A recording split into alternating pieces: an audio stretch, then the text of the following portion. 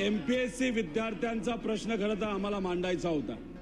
मी तुमचे आभार व्यक्त करतो. निवेदन करण्यासाठी तुम्ही संधी दिली. जयंत पाटील साहेबांचे आभार करतो की त्यांनी विद्यार्थ्यांच्या व आमच्या वतीने आपल्याला तिथे विनंती केली. अध्यक्ष महोदय, एमपीएससी परीक्षा देणारे असे 50 लाख विद्यार्थी आहेत. काही दिवसांपूर्वी महाराष्ट्र लोकसेवा आयोग यांनी एक परिपत्रक अध्यक्ष महोदय तिथं काढलं. या परिपत्राच्या माध्यमातून अध्यक्ष महोदय एमपीएससी काय सांगते की आजपर्यंत ज्या ऑफलाईन परीक्षा घेतल्या जात होत्या ते याच्या पुढे आम्ही ऑनलाईन घेणार आहोत. अध्यक्ष महोदय, असे अनेक उदाहरणं आहेत ज्याच्यामध्ये ऑनलाईन परीक्षा जेव्हा घेतल्या गेल्या त्याच्यामध्ये भ्रष्टाचार झाला, पेपर फुटला.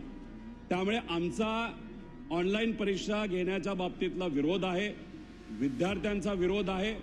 त्यामुळे आपल्याला विनंती करतो की आपण सरकारला सांगावं की अशा पद्धतीने ऑनलाईन परीक्षा घेऊन चालणार नाही. गेल्या 20-25 वर्षामध्ये ऑफलाईन परीक्षा जी एमपीएससी आजपर्यंत घेत आलेली त्याच्या एकदा सुद्धा पेपर फुटलेला नाही. नॉर्मलायझेशनचा मुद्दा आहे, पेपर फुटीचा मुद्दा आहे, लांबचे परीक्षा केंद्र त्या ठिकाणी दिले जातात तोही मुद्दा आहे. काल अध्यक्ष महोदय छत्रपती संभाजीनगरमध्ये विद्यार्थ्यांनी खूप मोठं आंदोलन घेतलं होतं. आम्ही सर्वजण तिथे होतो. याच्या आधी विदर्भामध्ये सुद्धा, वर्ध्यात असू द्या, अमरावतीमध्ये असू द्या, मोठं आंदोलन झालं. अध्यक्ष महोदय, मुख्यमंत्री साहेबांना भेटलो, विनंती केली. ते म्हणाले की आम्ही सकारात्मक आहोत, आम्ही चर्चा करू. उपमुख्यमंत्री साहेबांना भेटलो.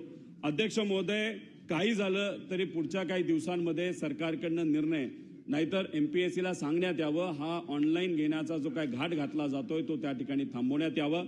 अध्यक्ष महोदय, याच्यामुळे 50 लाख गरीब मुलांवर तिथे अन्याय होतो आणि जो अन्याय होतो तो खूप मोठा आहे.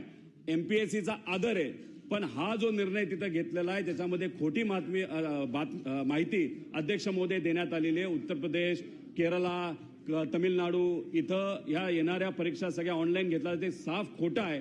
त्यामुळे हे जे काय परिपत्रक एमपीएससीला काढलेलं, एमपीएससीला पूर्णपणे आदर मनात ठेवून अध्यक्ष महोदय सरकारकडनं निर्णय घेण्यात यावा की ऑनलाईन परीक्षा नको, ऑफलाईनही असावी.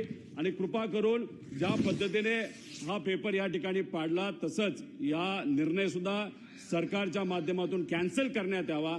ऑफलाईनच परीक्षा झाली पाहिजे आणि जर ऑनलाईन घेण्यात आली तर विद्यार्थी आणि आम्ही सगळं मिळून एक सरकार नाही तर एमपीएससीच्या विरोधात खूप मोठं आंदोलन येत्या काळामध्ये घेऊ शकतो. धन्यवाद.